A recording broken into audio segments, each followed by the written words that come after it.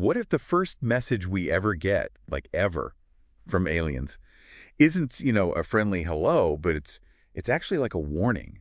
Hmm. And what if that warning, it quickly turns into a really terrifying message, like a message about an invasion? Yeah, that's the kind of thing that like really sticks with you even after you finish the book. And I think that's part of what makes Cixin Liu's The Three-Body Problem so captivating. It really gets under your skin. And with the Netflix adaptation coming out soon, we figured it was the perfect time to unpack this story. What Yeah. makes it so impactful? I know you've already talked about this book a bit with us, but for anyone who, might be new to the deep dive, what were your first impressions when you first read it? Honestly, the title alone, The Three-Body Problem, I was intrigued immediately. As you know, it refers to, it's this really complex problem in physics, Oh, yeah. trying to predict how three celestial bodies are going to move.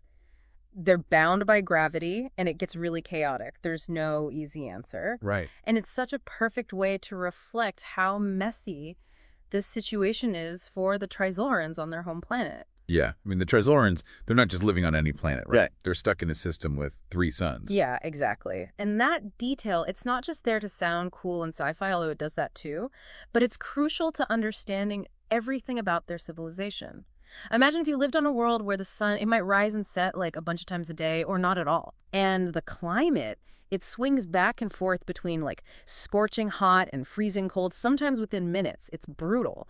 So this really unstable environment, it plays a huge role in how they see the universe, their whole worldview.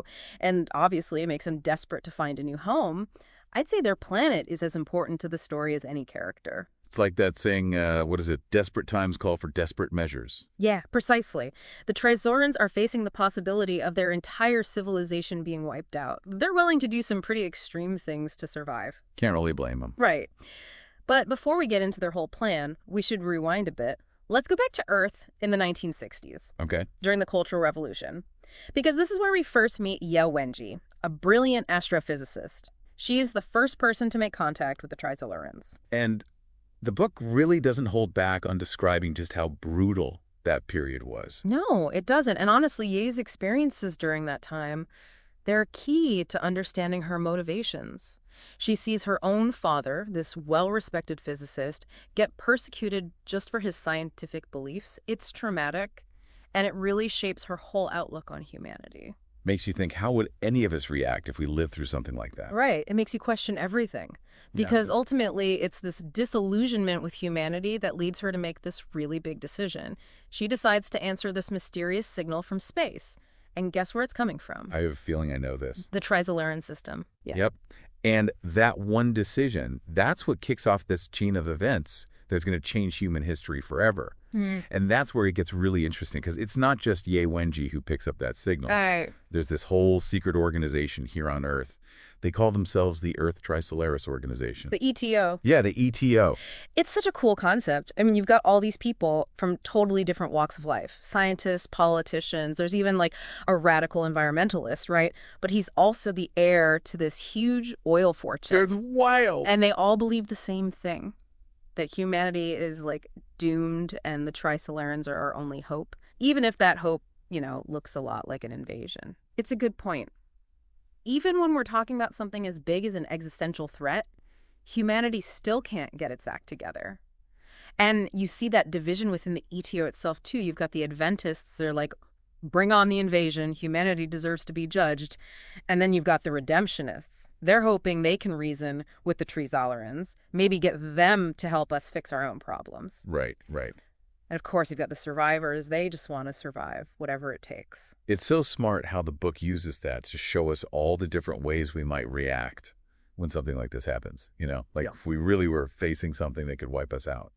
But this whole thing with the different factions in the ETO, it's not just a plot device. It actually reflects this debate that's happening right now in the real world. Totally. And that's where Wang Mao comes in. Yeah, exactly.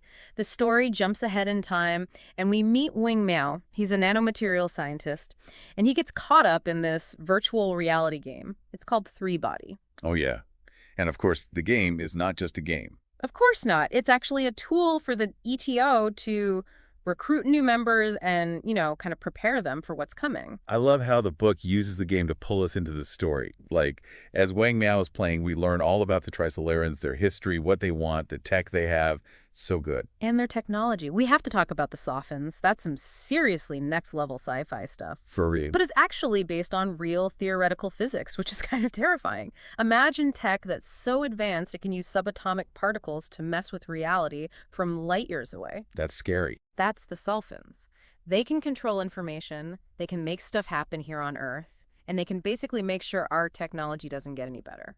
It's scary to think that everything we know about the universe, like all of our scientific progress, it could be manipulated by something we barely understand. Right, and then we get that message, the one that everyone remembers from the book.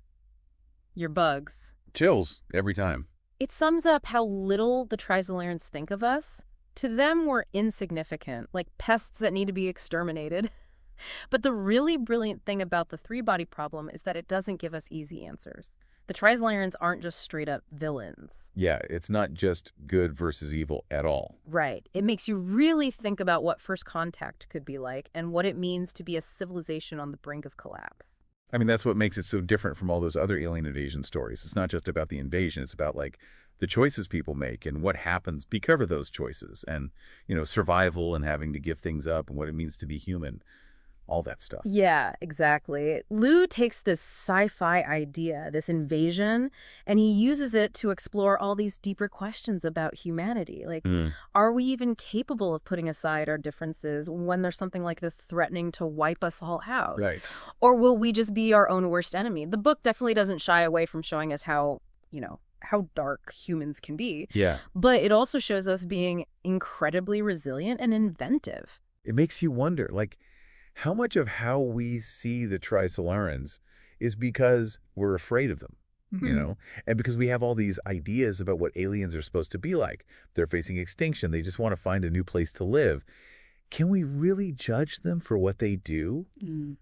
Especially knowing how messed up things are on their own planet. That's the big question, right? Yeah. It reminds me of this one quote. I think about it all the time. Somebody in the book says, "They're not monsters. They're just trying to survive." And that always stuck with me. It makes you look beyond the simple answers, like try to understand things from the perspective of someone who's totally different from you, even if they might be dangerous. That's a good point. It's something we could all stand to think about a little more, even just here on Earth with all the problems we've got going on. It reminds us that understanding each other, even, feeling empathy for people who are different, that might be the most important thing for survival. Yeah, definitely. So switching gears a bit, I thought it was really interesting how much this book changed things for science fiction. Like, could you even say that the three-body problem was what made people really pay attention to Chinese sci-fi? Oh, absolutely. It totally blew up all these ideas about what science fiction was supposed to be. It wasn't just about spaceships and aliens fighting, It tackled these huge philosophical questions, it got into complicated politics and social issues, and it did it all from this uniquely Chinese perspective. Right. It was a breath of fresh air, Definitely. So I guess as we wrap up our deep dive on the three-body problem, what's, the one thing you hope people really take away from this conversation? I think the biggest takeaway is just that the universe is huge, and we're only just starting to figure out where we fit in. The three-body problem reminds us to stay curious, to keep asking those big questions, and to never forget that everyone has their own perspective. That's a great point.